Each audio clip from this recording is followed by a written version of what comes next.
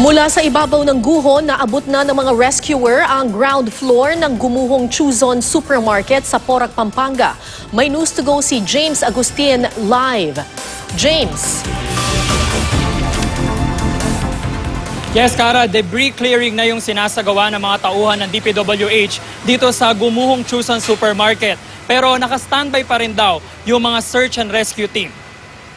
Pasado alas 9 ngayong umaga na magsimula ulit ang debris clearing sa Chuzon Supermarket.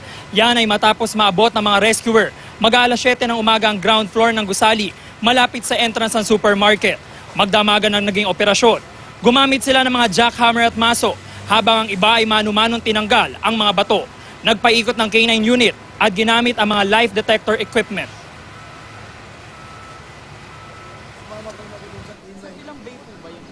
Napasok na natin kanina na markahan, nakabutas tayo mula 4th floor hanggang ground floor at wala tayong nakita may sign of life or may tao doon na naipit o wala. Magbabay-sector na po tayo, unahin po nilang tanggalin yung mga bubong kasi po ang fear po baka po bumagsak paharap, then po i-start pong tanggalin yung mga column and mga beam, then i-collapse po yung wall, then slab by slab pong tatanggalin.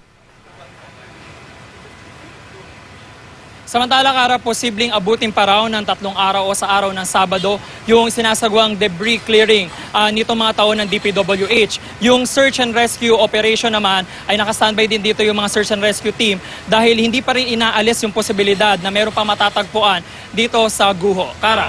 So James, meron pa bang hinahanap, meron pa bang missing at least dyan sa Chuzon Supermarket?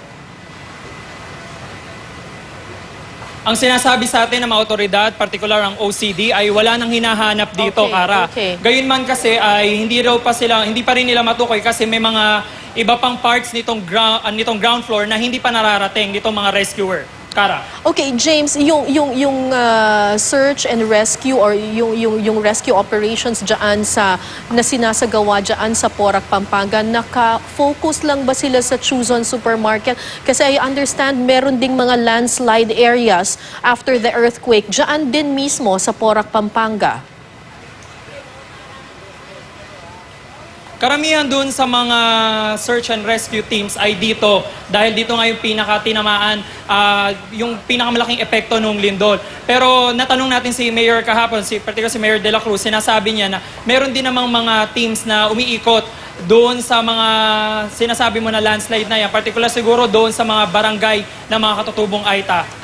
Right. Sa Barangay Camyas, nagkaroon ng landslide doon. Ang itinimbre sa akin ng mga kontak ko sa mga katutubo ay merong mga natabunan na ilang mga Aita, mga katutubong Aita doon sa ilang landslide prone areas doon sa mga Aita communities. Baka gusto mong maitimbre yan doon sa lokal na pamahalaan. James.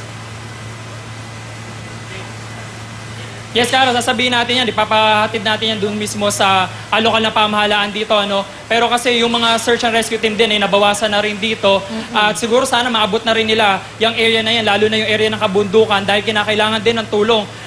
Lalo't na halos 1,000 nga yung mga katutubong Aita na inilikas. Dito pa lang yan sa bayan ng Porac. Kara. Maraming salamat sa iyo, James Agustin.